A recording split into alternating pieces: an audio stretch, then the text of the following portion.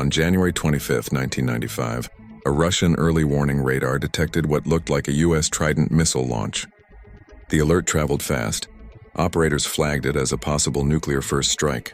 The information moved up the chain to the Russian president's nuclear briefcase, the Cheget. For the first time in history, the codes were activated. President Boris Yeltsin had minutes to decide whether to launch a retaliatory strike. The Cold War was supposed to be over. The Soviet Union had collapsed. Everyone involved knew how catastrophic a mistake would be, and yet the system was suddenly operating inside a window measured in minutes. What prevented the launch was not morality. It was not trust, it was not optimism. It was a single officer, Lieutenant Colonel Stanislav Petrov, who refused to collapse the decision into the present moment. He slowed time. The alert was later confirmed to be a Norwegian research rocket. Pressure compresses reality. Stress does one thing before it does anything else. It collapses time. Under pressure, futures shrink, options disappear, trade-offs harden, moral abstractions lose traction. Neuroscience has mapped this in detail. The prefrontal cortex, the region responsible for long-term planning and moral reasoning, goes offline under acute stress. The amygdala and brainstem take control. The nervous system shifts from simulation to execution. This is not a failure. It is a survival feature. In the wild, hesitation gets you killed.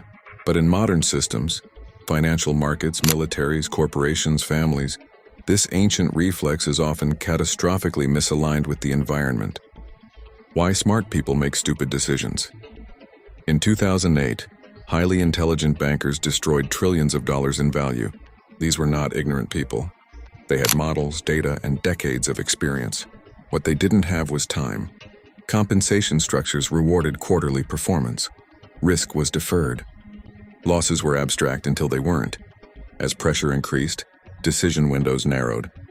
What mattered was not, is this safe in 10 years? But does this survive the next reporting cycle? From the inside, this felt rational. From the outside, it looked insane. Stress reveals default settings. One of the most consistent findings in disaster psychology is this. In emergencies, people do not rise to the occasion. They fall to their level of preparation. Firefighters don't panic in burning buildings. Civilians do. Why? It's not courage. It's not temperament, it's default orientation. Firefighters train under stress. Their decision-making framework already assumes compressed time. When pressure hits, they do not lose access to their model, they activate it. Most people don't have one. The myth of changing under pressure. We often say things like, he became ruthless under stress. She changed when things got hard. Power revealed who he really was. This language is misleading. Stress does not create new values. It removes buffers. It strips away reflection, social camouflage, narrative coherence. What remains is the organizing principle that was already there. 2 leaders, 1 crisis. During the Cuban Missile Crisis, the United States and the Soviet Union stood on the brink of nuclear war.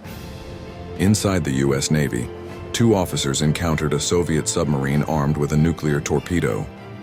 Protocol allowed them to fire. 1 officer voted yes, another voted no. The launch required unanimity. Vasily Arkhipov refused. He did not deny the threat. He did not deny the protocol. He refused to collapse the future into the present. That refusal likely saved millions of lives. Same training, same stress, same environment, different internal structure. Speed is not the same as urgency. Under stress, systems often confuse speed with urgency. Speed is execution rate. Urgency is perceived time scarcity.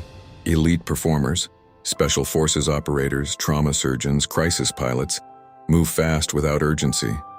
Their time horizon remains extended even as execution accelerates. Poorly designed systems do the opposite. They become urgent without becoming fast.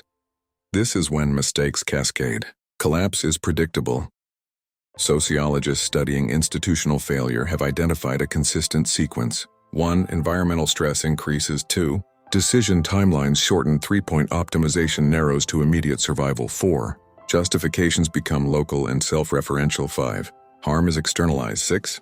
Trust collapses. 7. The system cannibalizes itself. We often enter this sequence believing we are being realistic. By the time the collapse is visible, the decisions that caused it feel unavoidable. The rare exception. Not everyone regresses under pressure. Some individuals maintain long-range awareness, preserve consistent decision logic, enforce rules without becoming cruel, increase speed without sacrificing horizon. They do not panic. They do not moralize. They do not grandstand.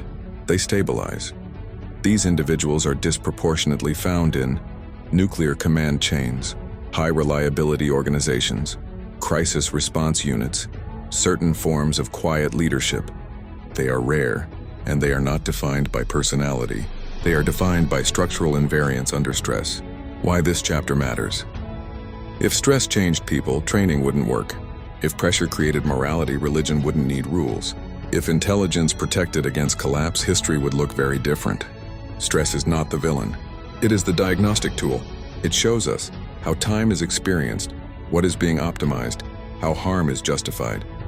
In other words, stress reveals the axes along which systems actually operate. In the next chapter, we will name the first of them, and once you see it, you will start seeing it everywhere.